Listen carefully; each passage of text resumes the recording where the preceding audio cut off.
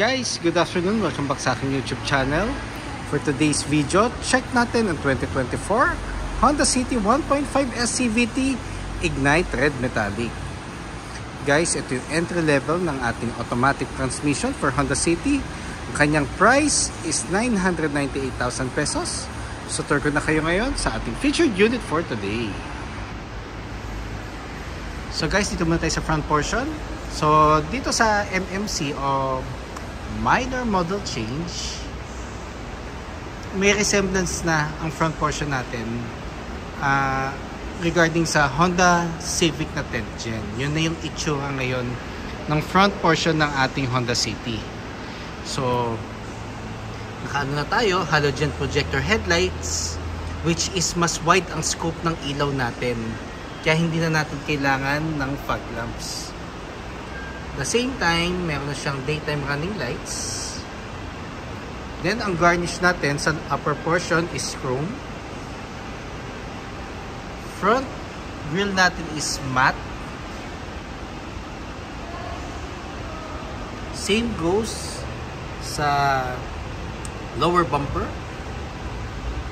Then, ang difference nga pala nitong bumper ng Honda City na MMC, meron na siyang sharp edges para mas maging aggressive, the same time sporty look ng ating front bumper. Then, regarding naman sa ating engine guys, nakaano tayo, 1.5 CVT or 7-speed automatic, 121 horsepower, 145 Nm of torque, double overhead cam, front wheel drive. So guys, powerful ang engine natin, the same time fuel efficient. Gas consumption, more on city driving, nag-range siya 8 to 14 kilometers. Then, pag highway, 14 kilometers and up. Depende pa rin yan sa driving habit nyo. Pakita ko lang ulit ang ating front portion guys.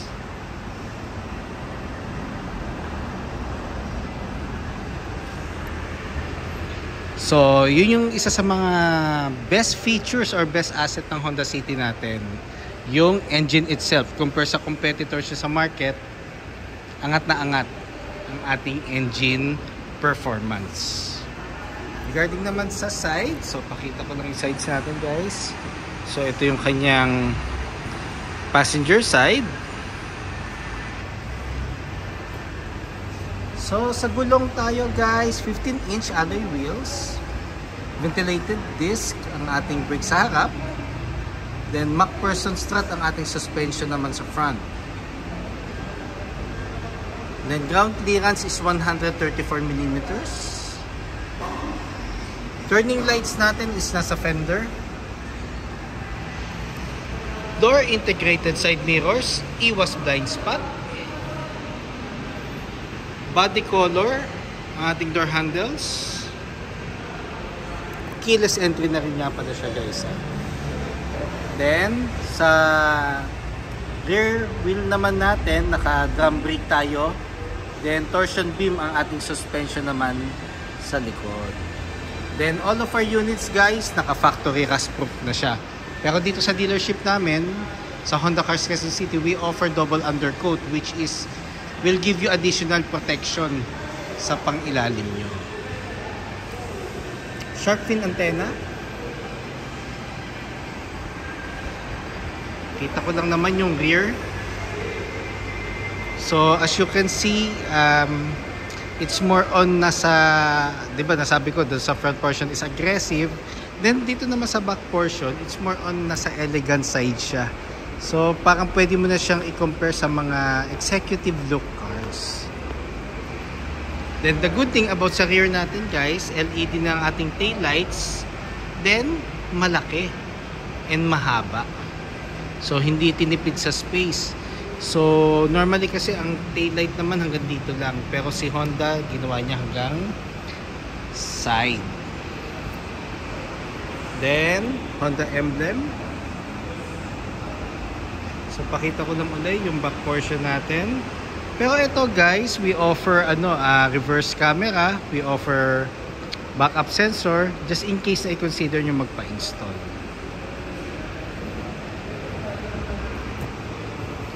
Ayan, buksan ko lang na guys yung ating compartment. So, electronic button na siya. Isa sa mga best features ng ating Honda City is yung 519 liters of cargo space.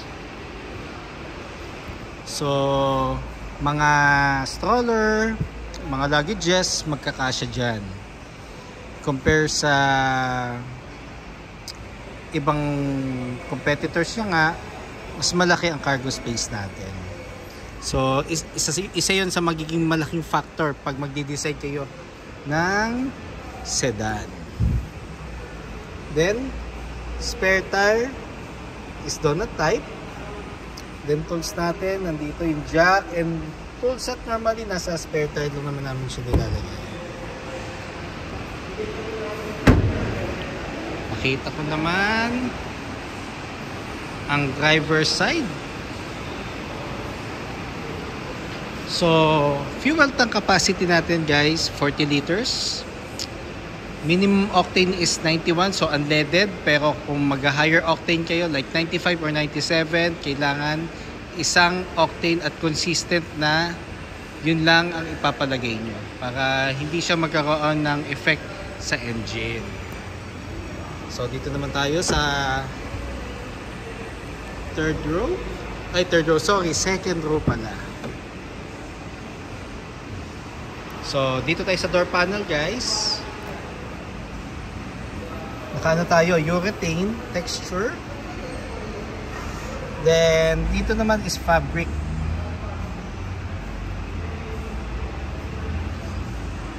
Then, ang ating second row seats is, or materials ng seat natin is fabric. Pulang ako dito. Then, ang headrest natin is fixed na guys. Hindi siya adjustable. Then, color black siya with dark gray stitches. Ceiling natin is light gray. Then, magpapansin nyo, napaka spacious ng legroom. So, ang maganda rin nga pala kay Honda, just in case hindi nyo pa napapasok ang unit ng mga vehicles ng Honda, ang interior space niya is very maximized. So, regarding interior, maluluwag ang units natin. So, mas magbibigyan kayo niya ng comfort, lalo na pag mga long drive. Then, sa center portion natin, meron tayong 2 cup holders. So, wala pa siyang kasamang armrest guys, pero we offer yung customized na armrest dito sa dealership namin. So, ito yung second row. Very spacious siya. Tsaka kahit i-backward mo siya ng sagad, meron pa rin tayong decent legroom. Just in case na malaki or mataas ang height ng magdadrive or ng uupo sa harap. So, dito naman tayo sa front portion. So, keyless entry na siya guys ha. So, may access tayo through smart key. Kasi ang smart key natin guys is ito. So, dalawa siya. So, lock, unlock, and pag open ng compartment, kailangan long press. So, dito naman tayo sa door panel ng driver side. So, nandito yung buttons natin. Power side mirrors, central door lock, window lock, and the buttons for the windows. Then, sa seats naman sa front, fabric, adjustable ang headrest natin. Then meron tayong lever dito for the compartment. And height adjustment for the driver side. Forward and back. Then dito naman sa baba guys, nandito yung sa hood. Ito yung sa hood. And gasoline.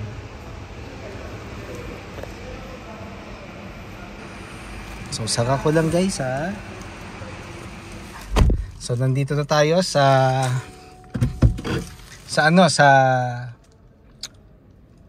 dashboard and steering wheel.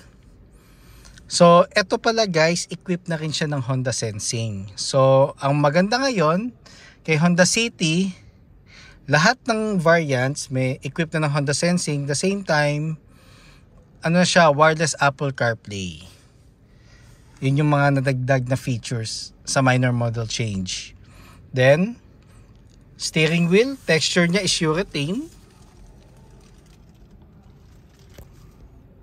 Urethane. Then, audio control with hands-free telephone assist. Itong buttons nito is for the adaptive cruise control and Honda Sensing. Then, ang panel natin guys is analog. Then meron siyang digital dito sa portion na to. Check ko lang kung may tao. So start ko lang na mabilis para makita nyo yung panel ng ng City ay ng instrument panel. So push start siya. So is nasabi ko colored ang ating digital panel. Tapos may gear indicator tayo dito sa panel.